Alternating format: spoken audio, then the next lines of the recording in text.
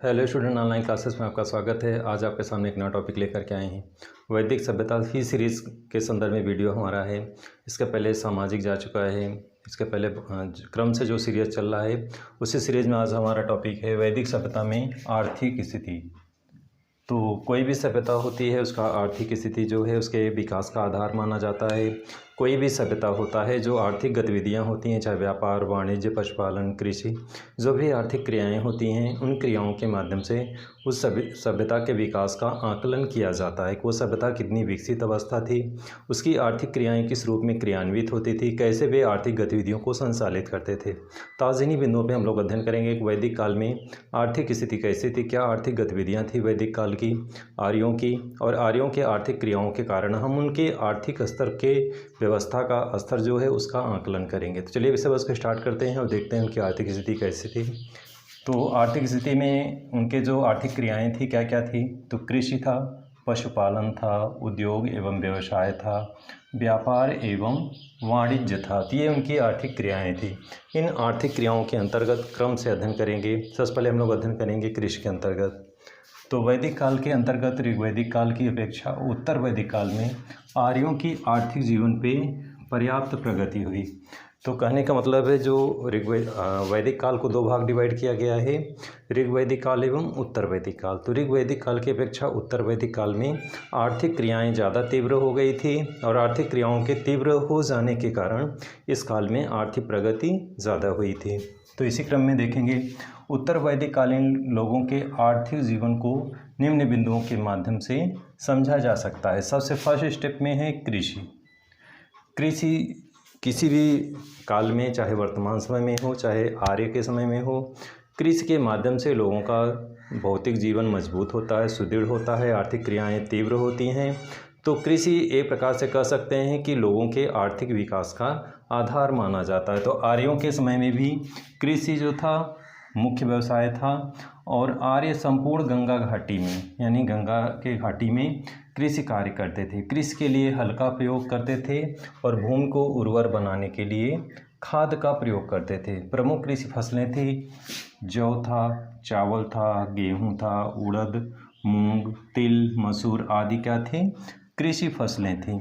शतपथ ब्राह्मण में कृषि से संबंधित क्रियाओं का उल्लेख मिलता है। जैसा कि आप जानते हैं वैदिक रचनाएं जो हैं उसमें शतपथ ब्राह्मण है, ब्राह्मण ग्रंथ है। तो शतपथ ब्राह्मण में कृषि की क्रियाओं का उल्लेख मिलता है। तो कृषि की क्रियाओं में क्या क्या है, जैसे जुताई है, बुआई है, कटाई है और मड़ाई है। तो इन क्रियाओं का किस में उल्लेख मिलता है, शतपथ ब्राह्मण में। नेक्स्ट क्रम में अगला जो उनकी आर्थिक क्रियाएं हैं क्या है, पशुपालन। आर्यों का दूसरा व्यवसाय क्या था, पशुपालन। डिएक्शन कभी कभी एग्जाम में इस तरह से भी क्वेश्चन आता है कि आर्यों का मुख्य व्यवसाय क्या था, कृषि था या पशुपालन, ऐसे ऑप्शन देता है। तो आप जानते रहें कृषि जो है वो मुख्य व्यवसाय है और पशुपालन जो है वो द्वितीय व्यवसाय था। अब इसमें गाय है, भैंस है, बकरी, घोड़ा, कुत्ता आदि इनके प्रमुख जानवर थे। लेकिन इस काल में गाय को ज़्यादा महत्व दिया गया था। गाय को अघन्या का नाम दिया गया है, यानी वध न करने वाला। ऐसा गाय को माता मानते थे, गौ माता, तो इसलिए गाय को अघन्या कहा गया, यानी इसकी हत्या प्रतिबंधित थी, निषेध था। तो इस तरह से इसका उल्लेख भी मिलता है, अघन्या शब्द जो आया है यानी वध न करने योग्य कहा गया है। तो इस तरह से गाय के लिए अघन्या शब्द आया है। एग्जाम में ज़्यादातर बार ये क्वेश्चन आ चुका है कि फला किसके लिए अघन्या शब्द का प्रयोग किया जाता था वैदिक काल में। तो अघन्या शब्द का प्रयोग गाय के लिए किया जाता था। ज़्यादातर एग्जाम में क्वेश्चन आ चुका है। डियर स्टूडेंट, इस क्रम में आगे बढ़ेंगे। अगला है उद्योग एवं व्यवसाय।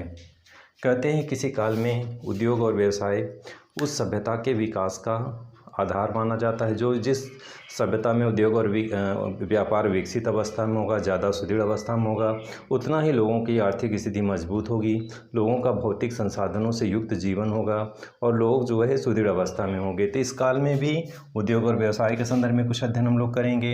यानी उत्तर वैदिक काल में कृषि और पशुपालन के अतिरिक्त, यानी जो मुख्य व्यवसाय थे कृषि और पशुपालन, इनके अतिरिक्त उद्योग और व्यवसाय की भी जानकारी मिलती है, जिसमें वस्त्र निर्माण उद्योग उद्योग प्रमुख उद्योग था। ये बहुत ही महत्वपूर्ण बिंदु है कि सभी उद्योगों में सबसे ज़्यादा जो महत्वपूर्ण उद्योग है कौन सा है, वस्त्र निर्माण उद्योग, यानी वैदिक काल में वस्त्र निर्माण उद्योग प्रमुख जो है उद्योग था। इसके साथ साथ टोकरी बुनने वाले, धोबी, नाई, जुलाहा, नर्तक, ज्योतिषी, चिकित्सक, गायक, कुम्हार, लोहार, रस्सी बनाने वाले, सुनार, स्वर्ण बनाने वाले, मछुआरे और शिकारी, ये व्यवसायिक लोग थे, ये व्यवसाय करते थे इस तरह से। तो इनके माध्यम से हम ये आकलन कर सकते हैं कि व्यवसाय का ये स्तर था और इनके माध्यम से लोगों की स्थिति इस रूप में थी। नेक्स्ट क्रम में चलेंगे, व्यापार और वाणिज्य।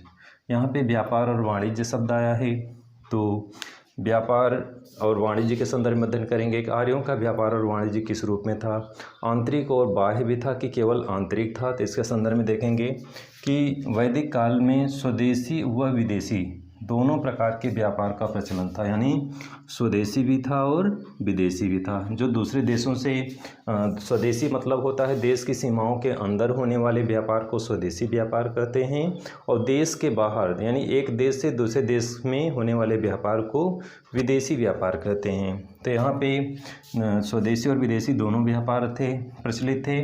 और इस काल में वाणिज्य एवं व्यापार का उल्लेख मिलता है। वाणिज्य और व्यापार में वस्तु विनिमय प्रणाली प्रचलित थी। वस्तु विनिमय प्रणाली क्या है, इकोनॉमिक्स में टॉपिक अक्सर आता है। विनिमय प्रणाली क्या है, तो व्यापार का एक माध्यम है।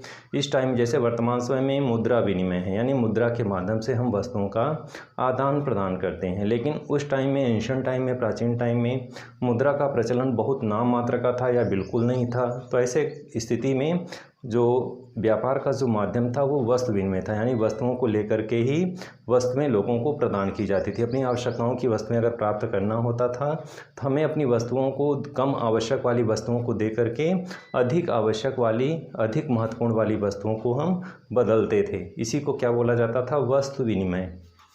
तो प्राचीन काल में वस्तु विनिमय प्रणाली थी और मुद्राओं का नियमित परिचालन नहीं हुआ था। कहने का मतलब जैसा भी हमने आपको चर्चा किया कि मुद्रा जो है या तो अल्प मात्रा में था, एक प्रकार से माप तौल के रूप में यूज़ किया जाता था, या फिर बिल्कुल नहीं था। तो इस रूप में मुद्रा का विनिमय जो है, परिचालन जो था बहुत कम था या बिल्कुल नहीं था।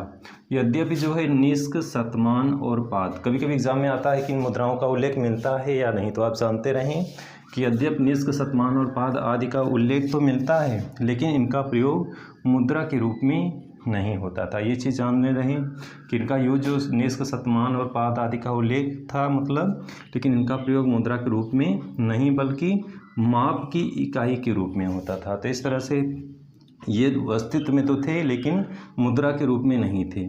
इस काल में आर्य स्वर्ण एवं लोहे के अतिरिक्त टीन है, तांबा है, चांदी है, शीशा है आदि से परिचित है। धातु शिल्प उद्योग इस टाइम में महत्वपूर्ण बन चुका था। धातु गलाने के उद्योग लगाए गए थे और तांबे को गला करके विभिन्न उपकरण बनाए जाते थे। तो डियर स्टूडेंट, आज की वीडियो में आपने वैदिक काल के आर्थिक जीवन के संदर्भ में अध्ययन किया, किस तरह से उनकी क्या क्या आर्थिक क्रियाएं थी, कैसे अपनी आर्थिक गतिविधियों के कारण, आर्थिक क्रियाओं के कारण वैदिक आर्य जो है अपनी स्थिति को सुदृढ़ बनाए हुए थे। तो आज की वीडियो में बस इतना ही। वीडियो को अगर अच्छा लगा हो आपको तो लाइक और सब्सक्राइब करें। नेक्स्ट वीडियो में नए विषय वस्तु फिर से मिलेंगे, तब तक के लिए